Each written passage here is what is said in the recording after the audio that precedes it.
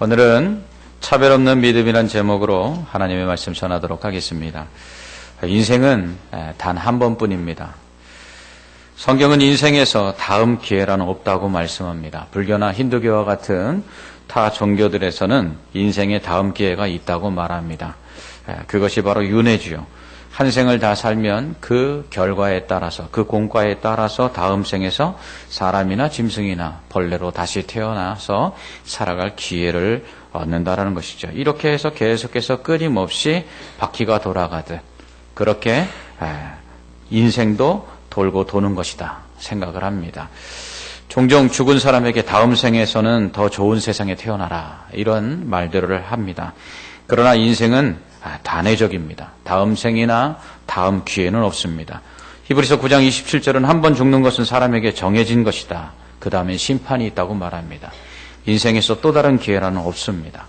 하지만 그래도 만약입니다. 여러분들 다시 태어나신다면, 여러분들 다시 태어날 수 있다면, 다른 생을 한 번 더 살 수 있다면 여러분은 어떤 세상에서 살고 싶으십니까? 여자들 중에는 남자로 태어났으면 하는 분도 있을지 모르겠습니다. 또 남자들 중에 혹 반대로 여자로 태어났으면 좋겠다 하는 사람이 있을지도 모르겠습니다.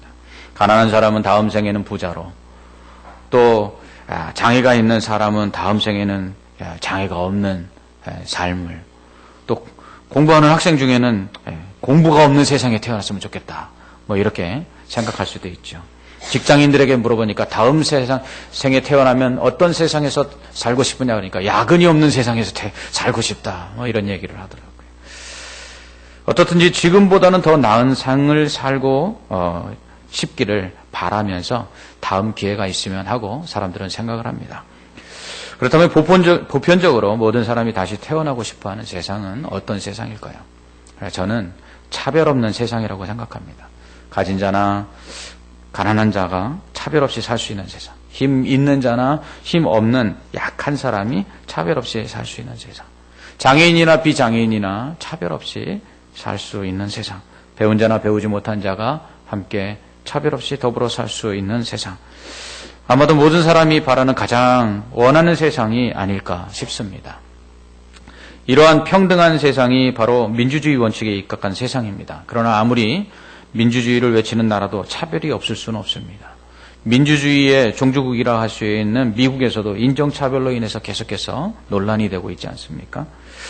그렇다면 차별 없는 세상은 없는 것일까요? 있습니다. 그것은 바로 천국입니다. 오직 하늘나라에서만 차별이 없습니다. 천국에는 가난이 없기 때문이죠. 천국에는 낮은 자가 없습니다. 천국에는 예수님과 함께 다 왕노릇하니까 낮은 자가 없습니다. 또 천국에는 장애가 없습니다. 천국에는 질병이 없습니다. 천국에는 똑같이 다 잘 살고 똑같이 다 건강하고 똑같이 다 높고 똑같이 다 평등합니다. 그렇기 때문에 천국에는 차별이 없습니다. 그렇다면 이러한 평등한 세상, 차별이 없는 세상은 천국에서만 가능하고 이 땅에서는 불가능할까요? 예, 그렇습니다. 이 땅에서는 차별이 없는 세상을 만들 수가 없습니다. 왜요? 죄 때문입니다. 하지만 믿는 자는 이 땅에서 차별을 없애야 합니다. 특별히 교회 안에서 차별이 없어야 합니다. 적어도 믿는 성도라면 교회만이라도 차별 없는 곳으로 만들어야 합니다. 왜냐하면 교회는 천국의 모형이기 때문입니다. 우리가 교회를 작은 천국이다 이렇게 부르지 않습니까? 뿐만 아니라 이것이 믿음의 본질이기 때문입니다. 믿는 자는 차별하면 안 됩니다. 야고보는 1절에서 내 형제들아 믿음을 너희가 가졌으니 사람을 차별하여 대하지 말라. 믿음을 가졌다면 차별해서는 안 된다는 것이죠. 왜냐하면 그 믿음의 본질이 차별하지 않는 데 있기 때문입니다. 그래서 야고보는 우리 주 예수 그리스도에 대한 믿음을 가졌기 때문에 사람을 차별하지 말라고 말합니다. 먼저 야고보는 회당에 들어오는 사람을 차별하지 말라고 말합니다. 원래 초대교회는 가정에서 시작됐습니다. 마가의 다락방에서 120명의 성도들이 성령을 받은 후에 모이기 시작해서 최초의 교회가 시작됩니다. 이렇게 가정에서 시작된 초대교회는 다른 지역에 복음이 전파되면서 역시 가정교회 형태로 세워집니다. 빌립보에서는 자주장사 루디아가 자신의 집을 기도처로 바울에게 제공함으로써 그곳에서 빌립보 교회가 시작이 되지요.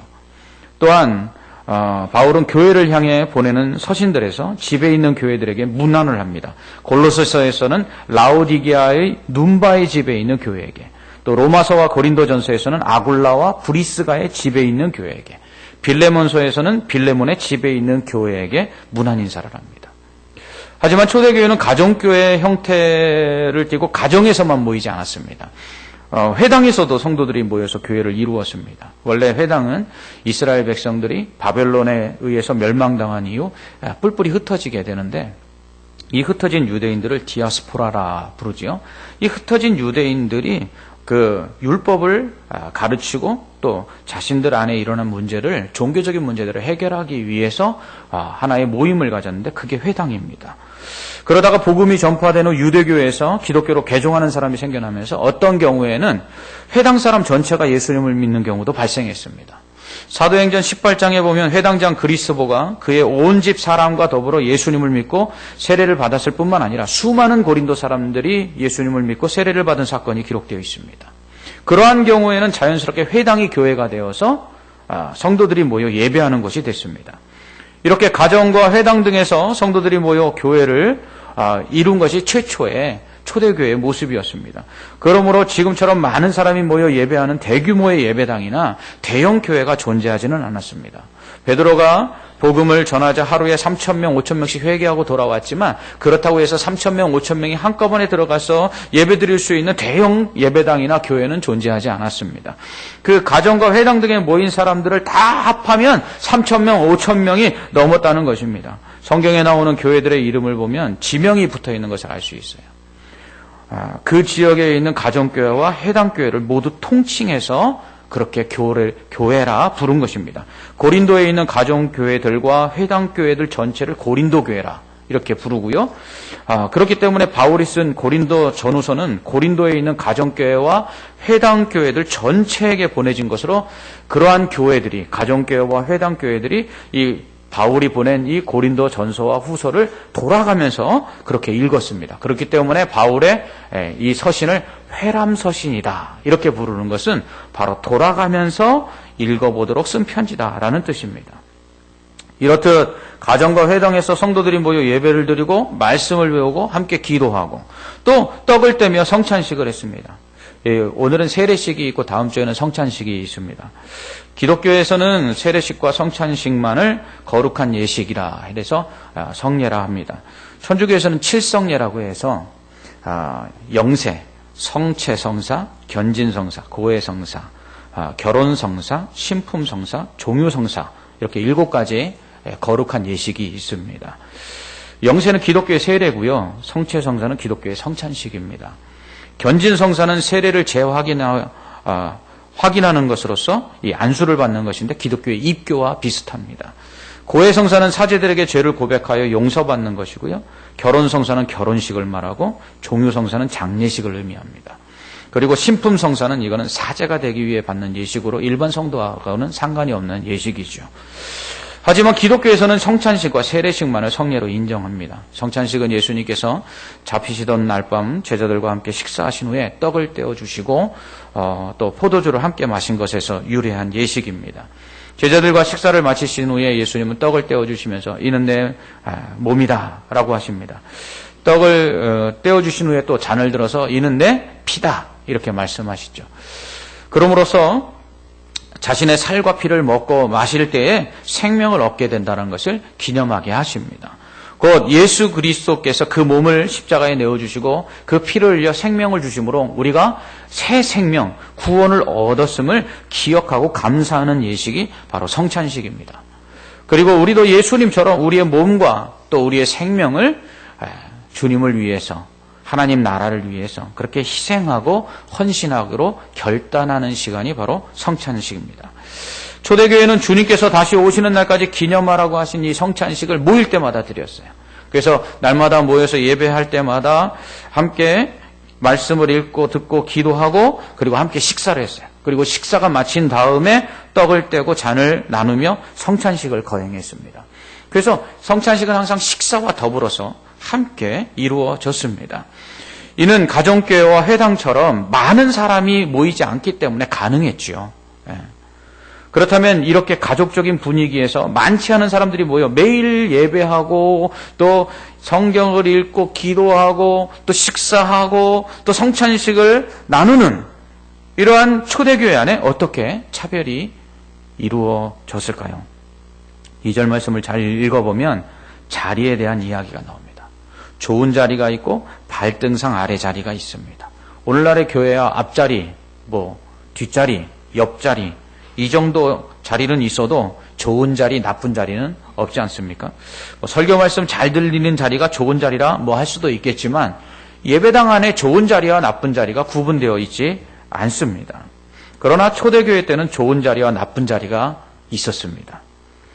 이는 당시의 식사법 때문인데요. 예수님도 잔치 자리에 가거든 상석에 앉지 말고 말석에 앉아라 이렇게 말씀하셨습니다. 그렇다면 상석, 곧 좋은 자리와 말석, 나쁜 자리는 어떻게 구분되는 것일까요? 이탈리아의 산타마리아 델라그레치의 성당의 대식당에는 레오나르도 다빈치가 그린 최후의 만찬 그림이 있습니다. 이 최후의 만찬은 세계적인 걸작이지만 이 그림은 사실 잘못됐어요. 이 그림의 잘못된 부분은 바로 예수님과 12 제자들이 식탁에 앉아 식사를 하고 있다는 것입니다. 이 유대인들의 식사법은 식탁에 앉아서 식사를 하는 것이 아닙니다. 옆으로 비스듬히 누워서 오른손으로 음식을 먹는 것입니다.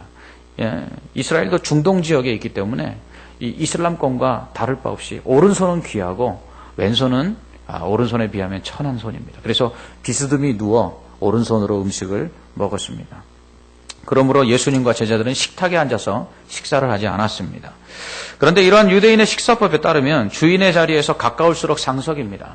곧 좋은 자리죠. 그리고 주인의 자리에서 멀어질수록 이게 하석, 말석이 됩니다.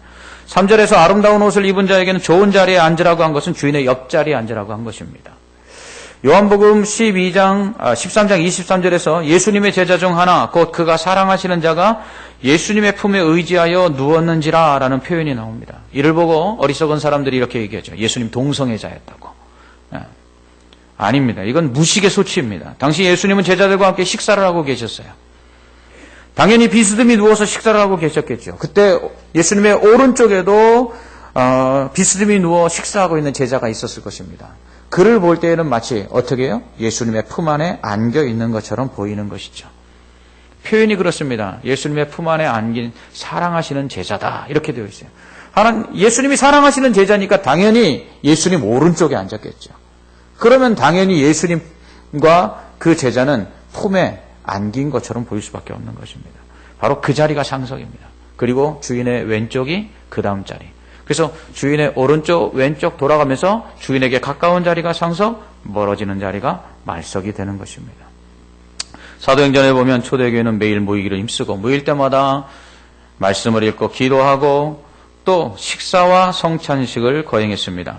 당시의 관습대로 자기 집과 또 회당에서 이렇게 예배를 드릴 때마다 식사가 제공되었는데 그 식사를 제공하는 것은 자기 집을 교회로 제공한 집주인이나 아니면 회당장이 식사를 주관하게 됩니다.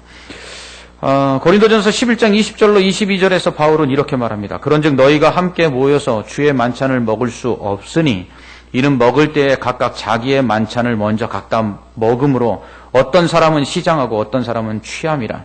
너희가 먹고 마실 집이 없느냐? 너희가 하나님의 교회를 업신여기고 빈궁한 자들을 부끄럽게 하느냐? 내가 너희에게 무슨 말을 하랴? 너희를 칭찬하랴? 이것으로 칭찬하지 않노라. 아멘. 고린도 교회 역시 모일 때마다 성도들이 함께 모여서 식사를 하고 성찬식을 했는데요. 이때 상석에 앉은 사람들에게는 음식을 먼저 갖다 줬습니다. 당연히 부한 사람들을 이때에도 상석에 앉혔던 것 같습니다. 그러다 보니까 상석에 앉은 사람들에게 음식이 먼저 제공되고 더 많은 음식을 제공하므로 이들이 먼저 먹고 배부르고 먼저 취했습니다. 반면 말석에 앉은 가난한 사람들에게는 음식이 나중에 나왔고 나중에는 음식이 모자라서 그들이 먹지 못하는 경우도 발생하였습니다. 그렇다면 누가 상석에 앉고 누가 말석에 앉았습니까? 금가락지를 끼고 아름다운 옷을 입은 사람들이 주인의 옆자리인 상석에 앉았습니다. 그리고 남루한 옷을 입은 가난한 자들은 주인의 발등상 아래에 곧 주인의 발치 쪽에 앉았습니다. 오늘 말씀을 보면 뭐라고 되어 있냐면 아름답고 금가락지를 낀 사람, 아름다운 옷을 입고 금가락지를 낀 사람은 눈여겨본다고 그랬어요. 눈여겨봐요. 그런데 가난해서 남는 옷을 입고 온 사람은 보지도 않고 뭐라고 얘기하면 심지어 거기 서 있어라. 이렇게 얘기했다는 거예요. 이것이 초대교회의 차별이었습니다. 식사를 해야 할 게 회당에 들어서면서부터 자리가 배정이 되었습니다. 회당에서 모일 때에는 회당장을 중심으로 상석과 말석이 결정되니까 회당장이 그 자리들을 정해주거나 아니면 회당장과 더불어 그 회당에서 일하고 있는 그 교회 리더급 되는 사람들이 자리를 정해줬겠죠. 가정에서 모일 때에는 집주인을 중심으로 상석과 말석이 결정되었습니다. 이렇듯 초대교회 안에는 부자와 가난한 자에 대한 차별이 있었습니다.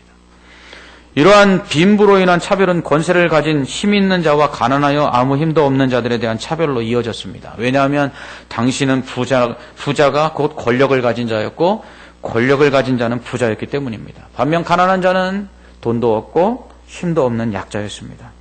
그렇다면 빈부로 인한 차별은 어떻게 당시 교회 안에서 이루어졌습니까? 옷차림으로 사람을 차별했습니다.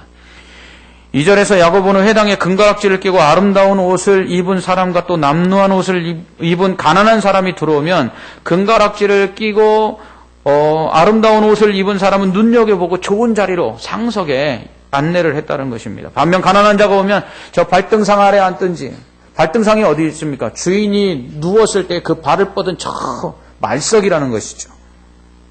그리고 그냥 서 있든지. 여러분이 예배를 드리러 왔는데 저나 아니면 우리 장로님들이나 아니면 안내하는 분들이 그냥 문간 그 앞에 서 계시든지 아니면 뭐 저 끝에 사람들 없는 곳에 가서 그렇게 앉아 계시다가 그냥 예배 끝나면 조용히 가십시오. 그러면 아마 들어오지도 않고 그냥 나가실 것입니다. 예배를 드릴 마음이 없어지겠죠. 여러분, 사람이 먹는 거 가지고 무시당할 때가 제일 빈정상하지 않습니까? 이 초대교회가 그랬습니다. 그렇다면 왜 이런 차별이 교회 안에 있었을까요?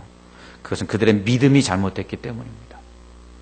그들은 믿음으로 구원받았다는 것이 무슨 의미인지를 제대로 이해하지 못했기 때문입니다.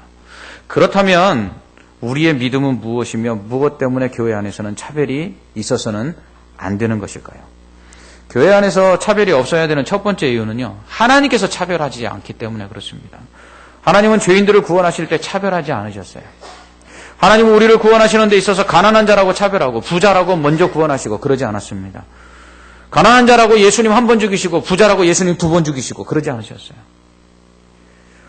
5절에서 야고보는 하나님이 세상에서 가난한 자를 택하사 믿음에 부요하게 하시고 또 자기를 사랑하는 자들에게 약속하신 나라를 상속으로 받게 하지 아니하셨느냐. 가난한 자도 구원받는 데 있어서 믿음만 가지면 당연히 천국에 들어간다라고 야고보는 말합니다. 하나님은 가난한 자나 부자나 모두 동일하게 오직 믿음으로 구원하십니다. 믿습니까? 로마서 3장 22절에서 곧 예수 그리스도를 믿음으로 말미암아 모든 믿는 자에게 미치는 하나님의 의인이 차별이 없느니라. 아멘. 바울은 이렇게 말합니다. 모든 사람이 의롭다함을 얻어 구원을 받는 것은 오직 믿음 때문입니다. 다른 이유가 없어요. 부자라고 그 믿음이 가난한 자의 믿음과 다르지 않습니다. 힘 있는 자의 믿음이라고 해서 힘 없는 연약한 사람의 믿음과 똑같다라는 것이죠. 예수 그리스도를 믿는 믿음은 동일하며 그러한 믿음을 가진 사람은 그가 부자든지 가난한 자든지 구원을 받는 데 차별이 없습니다. 그러므로 차별 없는 믿음으로 구원을 받은 성도 역시 그 누구도 차별해서는 안 됩니다. 특히 교회 안에서 차별이 있어서는 안 되는데요. 저는 노숙자 사역을 몇 년 동안 했습니다. 수년 동안 노숙자 사역을 하면서 그들과 함께 예배를 드렸습니다. 그들과 함께 식사도 했죠. 처음에는 그들에게서 나는 냄새가 너무나 역해서 감당할 수가 없을 정도로 힘들었습니다. 그러나 나중에는 그 냄새가 별로 힘들지 않게 되었습니다. 그들의 옷차림과 냄새 아무렇지도 않게 그들과 예배하고 악수하고 그들과 함께 식사할 수 있었습니다. 그런데 그 사람들과 함께 그렇게 교제하며 예배하는 동안에 제가 그들을 유심히 관찰한 결과 그들이 진정으로 원하는 게 뭘까? 교회에게 차비를 더 달라는 것? 더 좋은 식사를 달라는 것? 아니었습니다. 그것은 자신들만 따로 예배드리고 자신들만 따로 식사하는 것이 아니라 일반 성도와 함께 예배하고 본당에서 예배드리고 그리고 일반 성도들과 함께 똑같이 같은 식당에서 같은 음식을 먹는 것이었습니다. 당시 교회에서는 노숙자들에게 더 특별한 특식을 제공했습니다. 일반 성도들에게는 주지 않는 고기도 2주에 한 번씩 그렇게 정육점에서 정점을 하시는 분이 도네이션을 해주셔서 그렇게 고기가 제공이 되었습니다. 그럼에도 불구하고 그들은 그런 것들을 원하지 않았어요. 그들이 원했던 건 특별 대우가 아닙니다. 차별 없이 똑같이 대우하는 것. 그들은 오히려 그들에게 특별히 제공해주는 그 음식이 자신들을 차별한다고 생각했습니다. 교회에서는 당시 노숙자들에게 제공되는 그릇과 그리고 성도들이 먹는 식기가 달랐습니다. 그들은 자신들에게 더 좋은 식기에 더 좋은 수저를 주고 그들에게 식사를 제공하지만 그들은 그것을 차별이라고 느꼈습니다. 우리 교회도 수요일마다 노숙자분들이 찾아와서 식사를 합니다. 많지는 않지만 요즘은 한 20명 이상씩 꼭 와서 식사를 합니다. 우리는 그분들을 차별하지 않습니다. 그분들도 우리와 똑같은 밥을 먹고요. 똑같은 반찬을 먹고요. 그리고 똑같은 식기에 담아서 똑같은 자리에서 함께 식사합니다. 더 특별할 것이 없습니다. 그러나 그분들이 우리 교회를 찾아오면서 말씀하십니다. 목사님, 특별하지 않은 것이 특별한 것입니다. 그들은 세상에서 차별받는다고 생각하고 살아가는데 교회에 와서 식사할 때만은 차별을 받지 않는다라고 생각해서 좋다는 것입니다. 천국에 들어가면 대통령이나 국회의원이나 목사나 노숙자나 심지어 거지도 예수님과 함께 한 상에 둘러앉아 그렇게 먹고 마실 것입니다. 교회 안에서 차별이 없어야 되는 두 번째 이유는 차별은 악한 생각으로 판단하는 것이기 때문입니다. 그 차별은 악한 생각을 따르는 죄입니다. 차별은 잘못된 기준에 의해서 판단을 하는 것이죠. 잘못된 기준에 의한 판단을 거쳐서 차별이 이루어지는 것입니다. 이 기준이 무엇입니까? 그것은 지극히 세속적이고 세상적인 기준인데요. 가진 자와 가지지 못한 자를 차별하는 기준은요, 바로 자신의 부라는 것입니다. 나보다 더 부한 자는 우대하고요. 나보다 더 가난한 자는 멸시하는 것이죠. 내가 가진 세상의 권력을 가지고 사람들을 판단합니다. 그래서 내 권력보다, 내 힘보다 높은 사람은 우대하고 나보다 힘없고 약한 사람은 차별하는 것이죠. 그런데 이렇게 자신이 가진 그 빈 부와 그리고 높고 낮은 강함과 약함으로 사람을 판단하는 이것들은 원래 자기 게 아니죠. 우리의 소유, 우리의 권세, 우리의 지위, 이거 하나님 주신 것입니다. 세상의 모든 권세는 하나님으로부터 온다고 성경은 말합니다. 하나님은 왕을 세우기도 하시고 폐하기도 하시는 진정한 왕이시오 주권자이십니다. 그렇기 때문에 우리를 높이기도 하고 낮추기도 하시는 것은 하나님이 하시는 것이죠. 뿐만 아니라 우리가 가진 것 다 하나님 것입니다. 하나님이 우리에게 맡기신 것이죠. 우리는 그러므로 청지기일 뿐입니다. 그러므로 우리에게 있는 소유, 우리에게 있는 권력, 우리의 지위, 이 모든 것 다 사실은 하나님의 것입니다. 하나님은 오히려 우리에게 맡기신 권세와 소유, 그것들을 가지고 낮고 우리보다 힘없는 사람들을 판단하고 차별하는 것이 아니라 섬기라고 말씀하십니다. 그러므로 우리가 가진 소유와 권세는 자랑거리가 아닙니다. 우리보다 가지지 못한 낮고 연약한 자들을 판단하는 기준으로 삼아서는 안 되는 것입니다. 그것은 악한 짓입니다. 호랑이 없는 굴에 토끼가 왕노릇한다고 호랑이가 돌아오면 제일 먼저 누구부터 죽이겠습니까? 하나님이 우리에게 권세를 주시고 우리에게 소유를 주시고 우리에게 힘을 주신 이유는 그거 자랑하고 우리보다 못한 사람 멸시하고 우리보다 힘 있는 사람 앞에 기주고 살라고 주신 것이 아니지 않습니까? 그러므로 우리가 가진 소유와 권세는 자랑의 근거도 판단의 기준도 아닙니다. 우리의 것이 아닌 우리의 지위와 소유를 가지고 우리보다 약한 자들, 그들을 판단하는 것, 이건 악한 짓입니다. 이러한 잘못된 판단을 가지고 사람을 차별하는 것은 죄입니다. 그러므로 사람을 차별해서는 안 됩니다. 뿐만 아니라 교회는 그리스도의 몸입니다. 몸 중에 덜 중요한 부분이 있습니까? 없어요. 바울은 몸의 지체 중 연약할수록 더 귀하게 여긴다고 했습니다. 우리의 몸의 지체 중에 연약한 부분이 있으면 우리는 더욱 감싸고 보호합니다. 우리는 목이 아프면 목도리를 하거나 목이 올라오는 옷을 입어서 이 목을 보호합니다. 손목이나 무릎이 약해지면 우리는 보호대를 차고 그 약한 부분을 더욱더 아프거나 손상되지 않도록 보호합니다. 이것이 우리 몸의 연약한 부분에 대한 우리의 태도입니다. 그렇다면 당연히 그리스도의 몸된 교회 안에 들어오는 연약한 성도들에게 우리는 그들을 우리의 잘못된 기준을 가지고 판단하고 차별하는 것이 아니라 오히려 보호하고 사랑해야 되는 것이죠. 교회 안에 연약한 지체들, 곧 가난하거나 낮은 자들, 더 귀하게 보호해야 될 대상입니다. 그들을 하나님께서 교회 안에 보내주신 것은 세상 가운데서 가난해서, 세상 가운데서 힘이 없어서, 세상 가운데서 낮아져서 차별받는 그 사람들을 교회 안에서 우리가 가진 물질로 위로해주고, 우리가 가진 힘으로 보호해주고, 우리가 가진 지위로 그들을 사랑하도록 하나님께서 우리에게 맡기신 사람들입니다.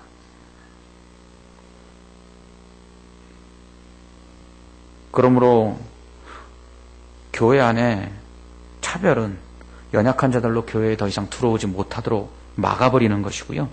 교회를 떠나버리도록 만드는 것입니다. 이보다 더 큰 악이 어디 있겠어요? 그러므로 차별은 교회를 무너뜨리는 악한 죄입니다. 교회 안에서 차별이 없어야 될 세 번째 이유는요, 사랑하라는 하나님의 법을 어기는 것이기 때문입니다. 그러므로 차별하는 자는 사랑하라는 하나님의 법을 어겼으니까 심판을 받습니다. 그것도 긍휼 없는 심판을 받습니다. 왜요? 사랑하지 않았으니까. 하나님도 사랑 없는 심판을 내리시는 것입니다. 성경이 말씀하는 최고의 법은 내 이웃 사랑하기를 내 몸과 같이 하라 라고 8절은 말합니다. 우리나라의 최고의 법은 헌법입니다. 모든 법이 최고의 법이죠. 사랑하라는 법은 사랑의 하나님께서 명령하신 최고의 법으로, 이 법은 모든 하나님의 법의 기초가 되는 것입니다. 간음하지 말라, 살인하지 말라, 도둑질하지 말라, 다 이거 이웃을 사랑하라는 이 법에 근거해서 명하신 법이라는 것이에요. 차별은 바로 이러한 그 사랑하라는 하나님의 최고의 법에 가장 반대되는 행위입니다. 그러므로 이러한 사랑하라는 최고의 법을 어기고 차별하는 자에게는 당연히 하나님도 사랑하지 않으십니다. 오히려 심판하시고 벌을 가하시죠.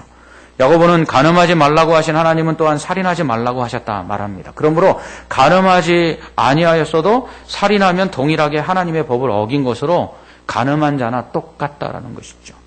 율법 중에 다 행하고도 하나를 어기면 다 범한 것이라고 야고보는 말합니다. 그러므로 살인하지 아니하고 간음하지 않았다 할지라도 차별하고 사랑하지 않으면 하나님의 법을 어긴 것입니다. 그것은 간음한 자나 살인한 자나 똑같다라는 것입니다. 하나님 눈에 보시기에 우리가 차별하고 사랑하지 않으면 살인하고 간음하는 자나 똑같다라는 것입니다. 그러므로 심판받을 수밖에 없죠. 야고보는 어떤 사람들이 우리를 업신여긴다고 어떤 사람들이 우리를 업신여기고 차별하냐고 묻습니다. 여러분, 세상에 어떤 사람들이 우리를 무시하고 차별하죠?